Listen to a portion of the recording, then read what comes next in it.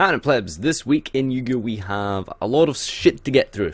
It's been a very busy week in terms of news and stuff like that, so let's just jump straight in. I just want to say thank you for following this series. It's been mildly successful with some dashes of grey clouds here and there, but overall it's been fairly decent, So I just got to say thanks everyone for keeping up, and hopefully there'll be many more to come. I won't be doing the 60-second version of this tonight. Most likely. I have to leave for work in like an hour, so I'm just going to get this out. I'm going to have to work on it tomorrow because my day off's tomorrow. So sorry about that if you're looking forward to it tonight. 60-second version tomorrow. So anyway, let's just jump straight into this little thing here. So, again, I just want to remind you, as last week, Raging Tempest is out in 2 weeks from now. The sneak peeks are this weekend, so you're basically the last ever regionals and tournaments and blah blah blah for this set are going to be taken this weekend, and then Raging Tempest is the following weekend. So if you don't have anything going on this weekend, which many of you will not have any big tournaments this weekend, please take your time out to go through Raging Tempest, read the cards. I'll be doing my own rundown of Raging Tempest at some point before release, hopefully this week, going over the cards and reviewing them.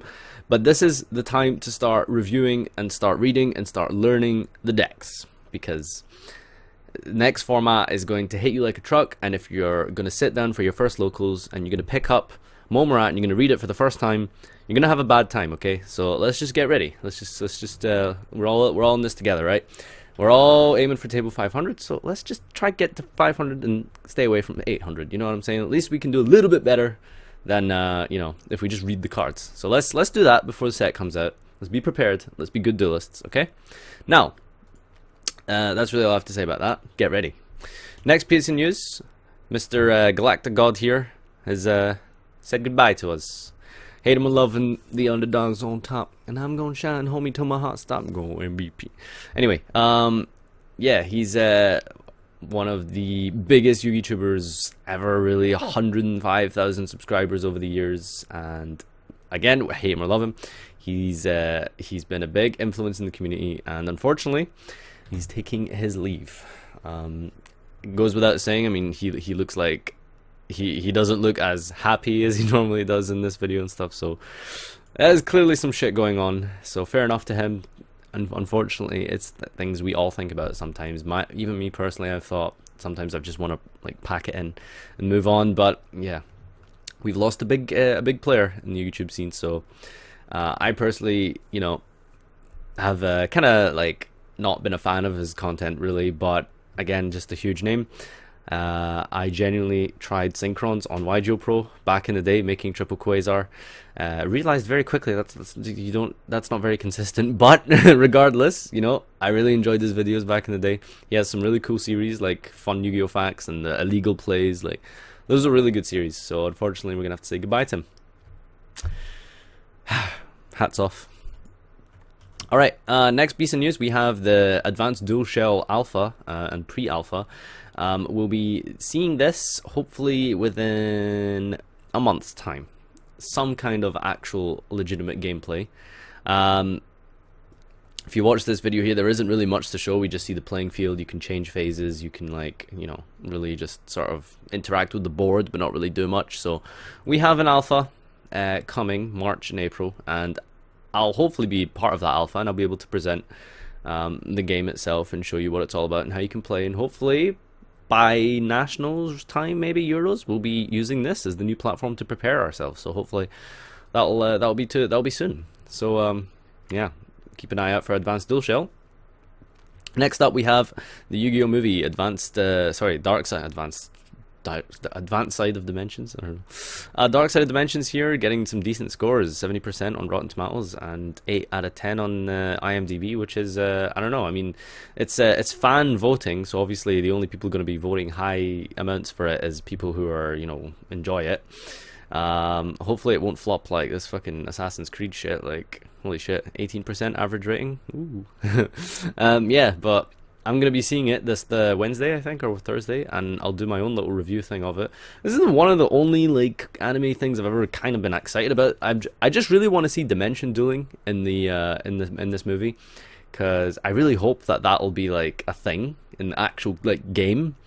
That'll be really cool, because I think it'll open up an entire new sort of just play style of the game, you know, like we'll be playing the game very differently. So I can't wait for that. And yeah, it's been getting decent scores, so hopefully, and it looks beautiful. Look, visually it looks amazing. So that's just me being a weeb now. Anyway, onto the meta. We have Jeff Jones taking first place at ARG Hartford. This is the only like really cool thing that happened. Do not expect anything else from the TCG for this week and next week. Nothing good's happening. Nothing cool is taking place. Everything sucks, okay? ABC, Meadowfoes, Frogs. That's it. You've seen one list, you've seen them all, okay?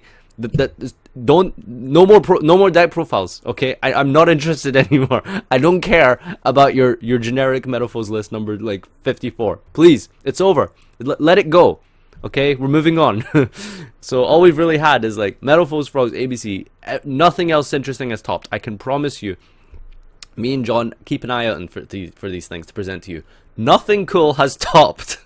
Apart from this, Jeff Jones's first place DDD list. This is the only real kind of newsworthy thing to report this week, is the winner of the ARG was Jeff Jones, and it was DDD, surprisingly enough. And the team war that took place in ARG was won by DDD in the game 3 as well. So match 3 rather. So yeah, DDD's coming up pretty strong. And yeah, not really much else to say about our meta. Our meta sucks. We had Mermail here, which is pretty cool, by Complexity Card Gaming's George Oosters here, who sided this little cool card here. If you can kind of see it in the bottom here. Soravis, the Ancient and the Sacred, I think it's called. Basically, you can make Herald, tribute it off, and then search this, and then protect your Neptibus from being Farfa'd, or Kirin, or Alcahested, etc., etc. And you can just open it and just protect your Neptibus with it, basically. It's really what it's for. So that's about as unique and cool as our meta goes. There was an Abyss Actor Meadowfoe deck as well at top, but again, it was literally just Meadowfoes with 4 Abyss Actor cards and an Evil Swarm Nightmare in the extra deck. That's it! Nothing special, nothing cool. So, sorry guys, this format's getting stale, as you can tell. Oh, and Blue Eyes got like second place at ARG for some reason. Americans, just something about Blue Eyes in America, just a little, you know that meme? Dash? Mwah! When you enter a tournament and you just throw a little bit of Blue Eyes in there, like just mwah! Anyway, OCG. This was very interesting. Last week, Zodiac and True Dracos took equal portions of about 33% each, I think, roundabout. This week, Zodiac have taken what the fuck is this? Like, look at, how is this okay? 65% of the entire OCG meta is just Zoo. Kaiju Zoo, like 56 Zoo decks, right? In Top Cut, over these like all these tournaments and stuff. That's great. 11 tournaments, 56 Zoo topped. 21 of them were Kaiju, 16 were True Dracos. And then the other portion was True Dracos, and 17 of them were Zoo variants. Really? If your deck isn't playing a Momorat, then you've probably been like, what, 5% of the meta? Because in the other section we have Zoo Magician, Lawn Mowing Infernoid. So that's the only non-Zoo deck. So that's 2 out of like, what's the total here? About like 100? So 2. And then we have Artifact Zoo. Okay, right. That has a Zoo deck. Cosmo, okay, so that's 3 decks that don't have Zoo cards. And then Lawn Mowing Zoo, Predaplant Shiranui, okay, that has Zoo. Zoo, Predaplant True Draco, that has Zoo. Zoo, Predaplant True Draco Mora. So 3 decks, 3 players, 3 individual human beings out of the 100 that have topped in the OCG didn't play Molmorat. That's it. Everyone else, so literally 97% of the entire OCG metagame had a Zoo card in the deck. That is stupid.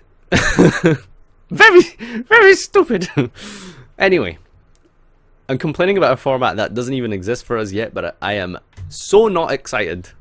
In a way, I am excited because I think it'll be pretty cool to see how people innovate here, because just the fact that you can just put it in everything is really cool, honestly, if you think about it. So I'm not that salty about it, but I just think it's funny how 3 people didn't play Zoo and topped, but everyone else did, and they all played Zoo. Zoo variants. So I think that's really crazy. But anyway, let's move on. So that's the meta. Now, We have new cards and we have rarities, I believe. So we know a bunch of cards here. So we see here all the rares, a couple of Shinobird cards. I'm gonna look into that ritual deck because it seems like it's kind of like pretty cool. Not very good, but I mean, it seems kind of interesting. And you can play pre-preparations, alright, which is really a cool card. But anyway, my personal ramblings aside, well, we can see here there's the Wind Witch Winterbell is a rare. There's nothing really else. The ultra rares, I mean, we know that Misty is going to be one of them. The SpyGo card. Odd Eye's Raging Dragon. Not really great, but you know. The Dark Contract card is also in this. It's an ultra. I'm not too sure if it's good. I think it's. I'm pretty sure the verdict was it wasn't very good. I'm not. We'll have to go back and revisit that. But yeah, for the supers, I mean, nothing really noteworthy. Handy Cable is in here. There's Whiptail, some Zoo cards, and of course Momorat, super rare. A couple of Subterra cards, but yeah, for the most part, really we're kind of concerned with the secrets of this set. Now this is interesting because it's I can't think of any set in this entire game's history where every single secret rare is actually good. Like every single of these secret rares is really good, apart from maybe Brave Eyes Pendulum Dragon. I don't know what that is. But we've got Sea Monster of the Theist, Foolish Bride with Belongings. We don't have the full name yet. Full Force Virus is not relevant right now, but it definitely will see play at some point because it is a very good card. Lawn Mowing and Broadbow Barrage and Dryden. So Drancia, Triangle, and what's the OCG name of Broadbow again? It's Bullhorn? I think Bullhorn. And I think we have the new reveals as well, as we're going to go on to and talk about now. So the new Spiral cards, which I think I was going to go over later myself. Yeah, we were. Okay, so we're going to go over the Subterra cards, and I'm not going to read them all. But basically, what I can tell you is that TLDR, they're not very good. Okay? They're not very good. So I have a read at them at some point. That Subterra Nemesis Defender, Behemoth Voltlyric, not very good. Dragazuri, not very good. Cavern, again, they're okay. Okay, I don't want people beheading me in the comments. They're okay, right? The deck is okay, but again, it's just when you have Momorat coming out, you can't expect to compete with this deck. This is the problem. So maybe after a ban list, you can pick these cards up, but for now, disappointing. However, it's pretty cool that most of them are generally low rarity, so you know you should probably pick them up anyway, just in case they do happen to see play at some point. One of the biggest news highlights of this week was Sea Monster of the Theist, a zombie level 5 tuner that you can bring out with instant fusion, or you can polymerize 2 of your tuners for, which you will not do. And it's basically just an instant fusion target that you can make with, you can synchro into anything with. Konami suggested that you synchro this with Bismugear for Coral Dragon. Don't do that. Please do not do that play, ever. That is a garbage play. Don't do that. That's so bad. But yeah, you can synchro with level 3s in general to make level 8s, which is good. So you can synchro Bumbuku and just any other level 3. Level 4s can make Vermilion. There's some pretty crazy loops and stuff you can do with this thing, but not very worthwhile going over. They're just really shit and gimmicky. Asianized level of combos. Don't bother. But yeah, overall, it's a very good card. So yeah, it's good. It's not the best, but it's decent. It's cool that we have a cool new instant fusion target. So hinting towards a Norden ban, really, is kind of what we might be saying here.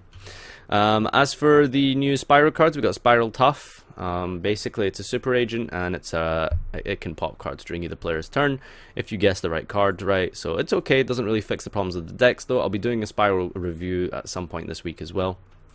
Spygal Misty, again, really cool, but doesn't actually address the problems of the deck. And again, the biggest glaring problem with this card is that for some reason Konami decided to name this Spygal instead of Spiral. So that makes it a lot worse than it really is, unfortunately. So we missed out on that.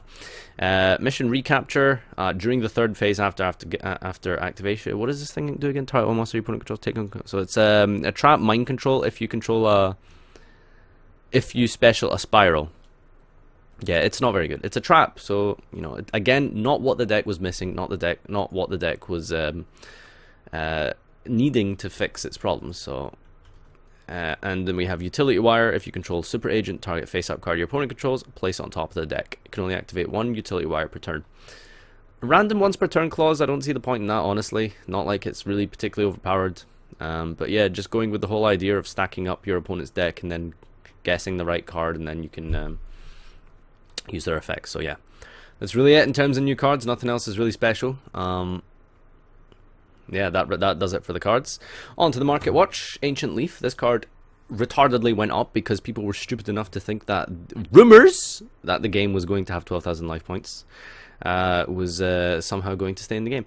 And even if those rumors were true, they would never let this like stay at 3. They would never let this stay at 1 so long as the game existed, because they're not going to let you have 12,000 life points and then let you use this card. Not going to happen. So please don't buy into rumors. Super Agents, up like an angel and down like a wounded ox. People realize this is not very good. So, yep, if you want to play the deck, you could probably wait another week and pick it up then, and it'll be even cheaper. In general, the deck, like we said, isn't very good. People are realizing it's not very good. So if you want to play the deck, good on you, good luck, and this is a decent time to buy. So go ahead. Terrortops plummeting, absolutely plummeting over here. It is bizarre. I don't know how this. Why is this going down? Like, this card's really good. It's amazing in Zoo. You make Invoker, you bring out Rat. So I have no idea why this card's going down. If you're in Europe, buy this now. What the hell is this? Why is it going down? I don't know. People scared of the ban list, maybe. Number 38, going down. Finally! Took a while, but this card was getting really scarily expensive for a gold rare. But yeah, it's going down now. So if you need one, well, you could probably pick one up in about a week where it's going to drop even more and go from there. Solemn Strike, plummeting. This is so scary. Why is this card so low? It's really bizarre. I don't know why this card's so low, but Solemn Strike going down. People realizing it's not going to be that great next set, but honestly, that's not the point. This card is just a generally all-round good staple card that I would always keep in my box. Like, I will always keep a playset of strikes because it's just that good of a card, you know. Next card, Crystal Wing. Dipping slightly in recent days, but you'd think with Jeff Jones winning the ARG, it would sort of go back up, but Europeans don't give a shit about America, apparently. Like, we just don't care, it seems. So, no influence there, honestly. Next up, we have the Sea Monster of Theist. Now, I wanted to talk about this. John made a decent video about pre-sales and pre-orders. Generally, the best thing to do is don't pre-order. Now, I think 15 euros for a secret rare is kind of decent. You might want to pick one up as a pre-order, but it's going to go down. There's really no rush. You know, for something like Momura, I can understand if you have a big tournament coming up. Even if you really, really need one of these for whatever reason, you could play it. But generally, there's honestly no need. Like, the hype isn't necessary. Don't pre-order. Generally, just wait. Even for 95% of us in the player base, we're not in a hurry. We don't have anything major coming. We don't need these cards. We might have a regional, and then it's a fucking regional. Like, who cares? So, yeah, don't buy into this hype, honestly. Just wait it out. Honestly, this card will be 10 euros. Guaranteed this card will be like 10 euros. Unless something stupid happens with this card, some explosive play gets discovered, this is going to be like 10 euros, and you can pick it up then. So don't pre-order, honestly. Rather, just buy boxes, as John said, you know. Finally, Drancia here. Again, another example of a pre-order. Like, I get that this is a secret rare, and I get that it's a 2-of, but you shouldn't be paying 35 euros for a 2-of secret rare. I think that, you know, you could probably get this for maybe 25 or 30, like, on release.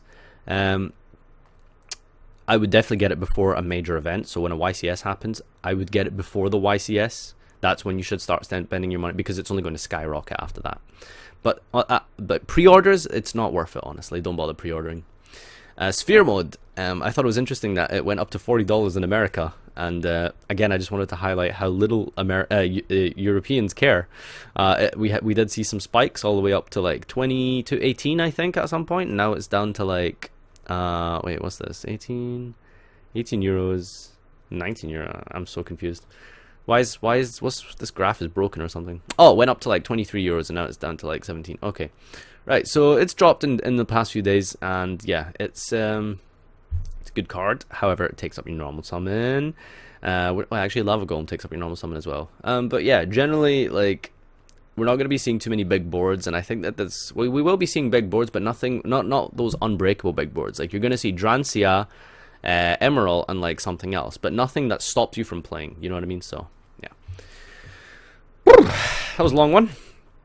That's been your this week in Yu-Gi-Oh. So make sure you start reading up on that Raging Tempest. That's the most important thing I'd say. And hopefully we'll get the 60-second version of this video out tomorrow. Let me know what you guys think down below, and see you next time.